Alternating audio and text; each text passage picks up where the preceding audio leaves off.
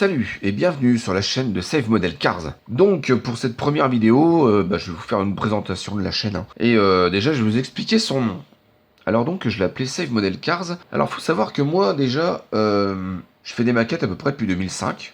Donc je faisais toujours des maquettes neuves, montées un peu from the box.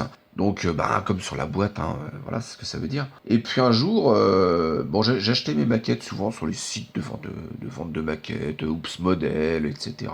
Et un jour, je me baladais sur eBay et j'ai vu une annonce d'une 2 chevaux LR 1,43 et qui était vendue parce qu'elle avait enfin le gars la vendait parce qu'il avait un problème, une casse. C'était cassé. Donc le modèle je l'ai ici. Donc qu'est-ce qui était cassé? C'était ça. Donc c'était ici. Je sais pas si on voit bien à l'écran là. Pile ici là, entre la jonction ici du bras et du pivot. Là. On doit le voir normalement sur l'écran. Je sais pas parce que voilà. Donc c'était cassé ici. D'ailleurs ça se voit encore un peu que ça a été cassé. Ça se voit encore. Je sais pas si ça fait bien le focus. Donc cassé. Donc je l'achète. Et je l'ai refaite. Donc elle était non peinte. Il n'y avait rien de fait dessus. Si elle était attaquée celle-là. Elle avait déjà été commencée mais je l'ai repeinte. Et donc je l'ai fini. Elle est pas mal. Elle est pas moche. Bon voilà. Donc du coup je m'étais attelé à ça. Et un jour, je tombe aussi sur une autre maquette, qui est celle-ci. Donc c'est la 2 chevaux. Alors j'ai enlevé le capot, parce que voilà. Sinon je vais le casser le capot, ça va pas être cool. Et donc, pareil, elle était vendue avec dessus mentionné qu'il y avait de la casse. Toujours le même problème. Alors je vais vous montrer. Toujours le même problème. La casse, elle était ici. Alors elle n'était pas ici dans la jonction entre le bras et le pivot.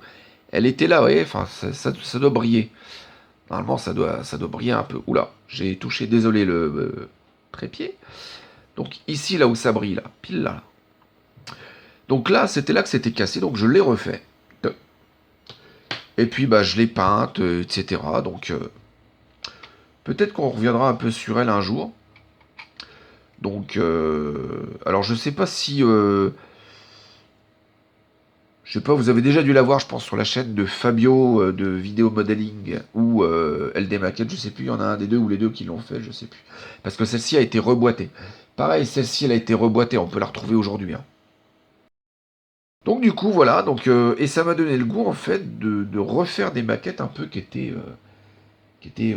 cassées, quoi. Donc je me suis vu acheter des maquettes qui étaient partiellement montées, pas tout à fait, partiellement peintes, etc., etc.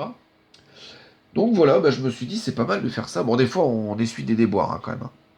Il y a pas mal de difficultés. Voilà, il y a pas mal de choses qui se passent. D'ailleurs, Fabio, sur sa chaîne Vidéo Modeling, vous expliquera.